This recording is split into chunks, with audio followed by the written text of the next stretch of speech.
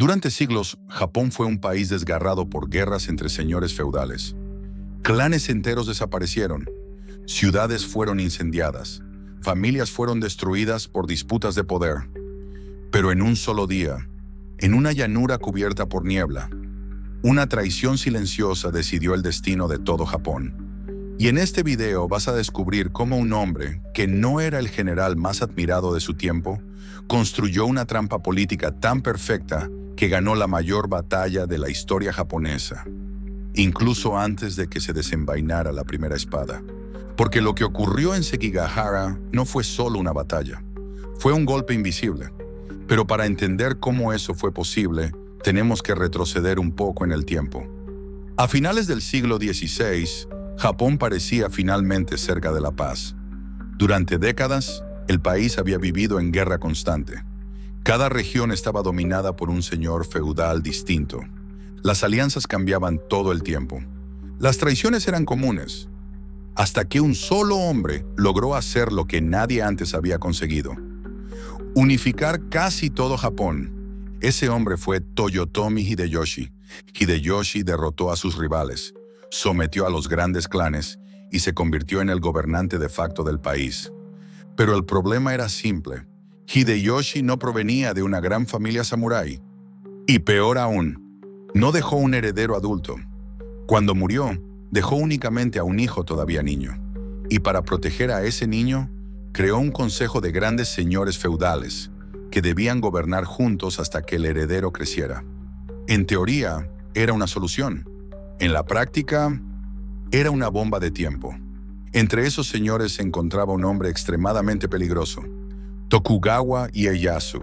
No era el más carismático, no era el más temido, no era el más admirado, pero era el más paciente y, por encima de todo, el más experimentado en sobrevivir a la política brutal del Japón feudal. Del otro lado estaba el hombre que creía ser el verdadero defensor de la voluntad de Hideyoshi, Ishida Mitsunari, un administrador brillante, extremadamente leal al antiguo régimen y profundamente desconfiado de Tokugawa. Para Mitsunari era evidente: si Tokugawa continuaba acumulando influencia, tomaría el poder y destruiría el legado de Hideyoshi. Japón, una vez más, caminaba hacia la guerra.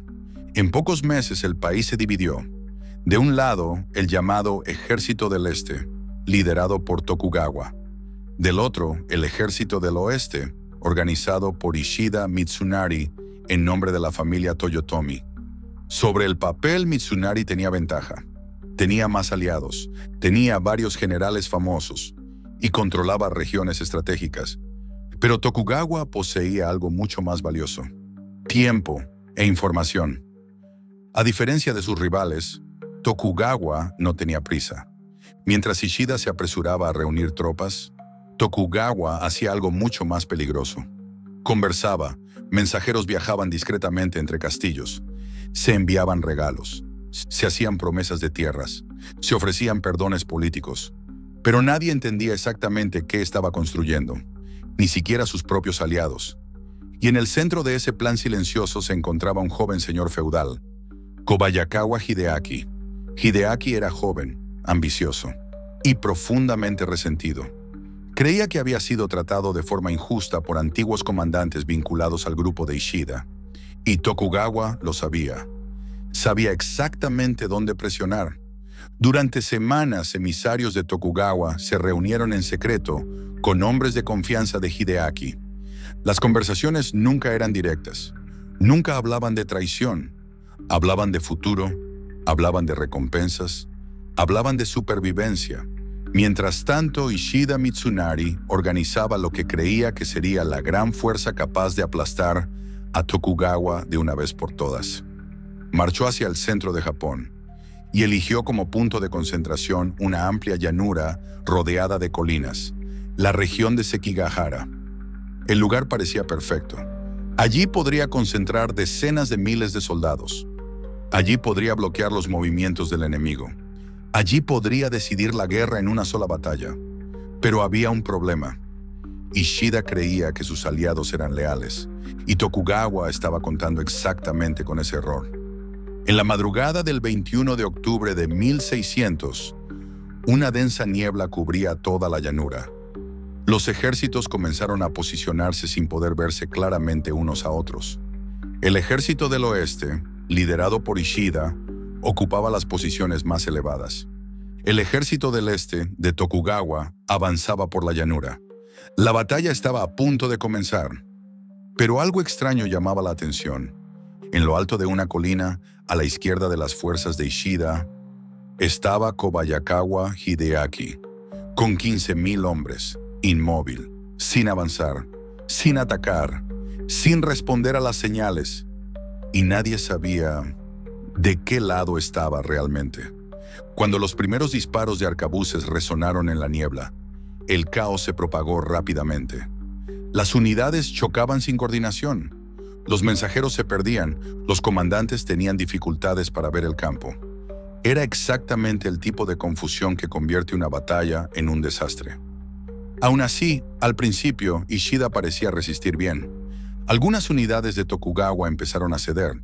El flanco derecho del ejército del este fue presionado.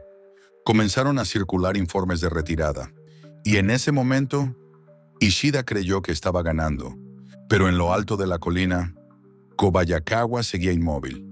Tokugawa observaba todo desde la distancia. Sabía que ese era el punto más frágil de todo su plan. Si Hideaki no se movía, toda la estrategia se derrumbaría. Y entonces, Tokugawa tomó una decisión extrema. Ordenó a sus propias tropas que dispararan contra la posición de Kobayakawa. No para causar grandes bajas, sino para enviar un mensaje claro: o eliges ahora, o serás tratado como enemigo. Fue en ese instante, entre el humo, la niebla y el estruendo de la batalla, cuando Kobayakawa finalmente decidió. Sus estandartes cambiaron de posición, sus tambores sonaron, y de repente, su ejército comenzó a descender de la colina, pero no en dirección a Tokugawa. Avanzaron directamente contra una de las principales unidades del ejército del oeste. Atacaron a antiguos aliados. Atacaron a comandantes que creían estar protegidos. Atacaron exactamente donde Ishida menos lo esperaba. El efecto fue devastador. En cuestión de minutos, la línea del ejército del oeste empezó a doblarse. Las unidades vecinas, sin entender qué estaba ocurriendo, entraron en pánico. Algunos creyeron que toda la retaguardia había sido comprometida.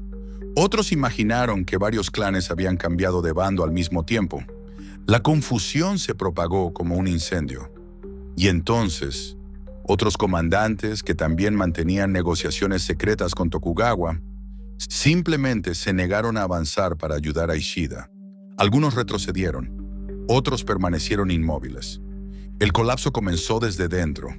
Ishida Mitsunari aún intentó reorganizar sus fuerzas, intentó enviar órdenes, intentó concentrar reservas, pero lo que enfrentaba ya no era una batalla, era un efecto dominó político.